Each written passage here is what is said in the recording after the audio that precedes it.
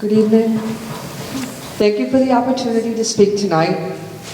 As has been mentioned, yes. Just because it's a meeting, you're formal, I need your name, address. Oh, I thought you had it because you called me. But I need you to say it, that's all. So Lynn Clark, 370 Long Lake Road.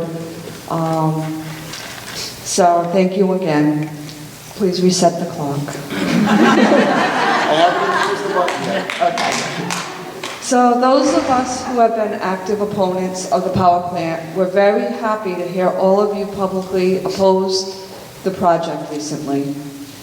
We also were appreciative of the town reaching out to other towns and communities to ask them to stand with Burrillville.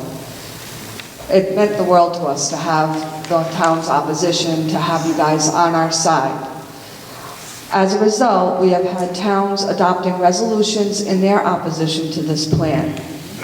I am concerned with how this will look to other towns who are still in the process of considering standing with Burrillville in opposition to the plan. They may say Burrillville has signed a tax treaty agreement, even though there is a 90-day delay in the process. Why should we go forward with this with the public support? This may or may not happen, but is it worth the risk? We have residents continuing to lobby other towns for their support. Why rush this, other than to appease Invenergy? What is the benefit to the town in signing this treaty at this time? Mr. McElroy, I get that you need money to fight the plant, but I don't feel like we need Invenergy's money to fight this plant. This may or may not happen. Where am I? But is it worth the risk? We have residents continuing to lobby. I've been to so many town councils meeting this past month, it's crazy. Invenergy has proven to be a bully, to do things on their terms. It's time for us to sign the tax treaty on our time, on our terms at the right time. Signing a tax treaty now will send mixed messages to all the communities that we have reached out to support in opposition for this plan. Throughout this process, other communities have wanted to wait for our town council's stance on this before lending their opposition to the project. At the State House, in the hearings before the Keeble-Fogarty bill, it was made perfectly clear to those of us there that the town spoke for the citizens.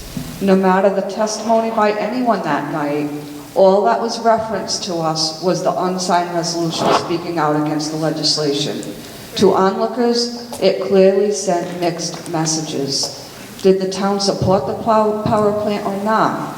Since then, the town has come together with a strong message of opposition from the citizens, from the planning board, from the zoning board, and most importantly, from the town council to sign a tax treaty now while the process has been paused would resend mixed messages. The message that Invenergy will send out will be that it was a great positive working relationship with the town. They will tout a signed tax treaty as implicit support of the power plant. You know they will.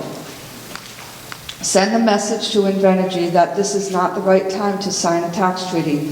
Let them provide their 60-day update to the EFSB board. Let them secure the water site. They were the ones that requested a delay. It has been made clear through many advisory opinions that their application is incomplete.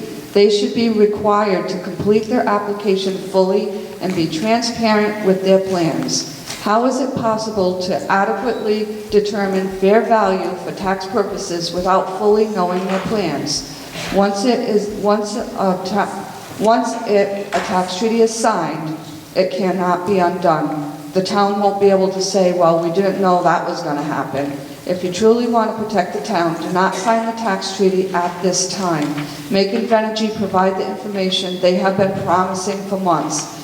The tax treaty is the only leverage we have as a town.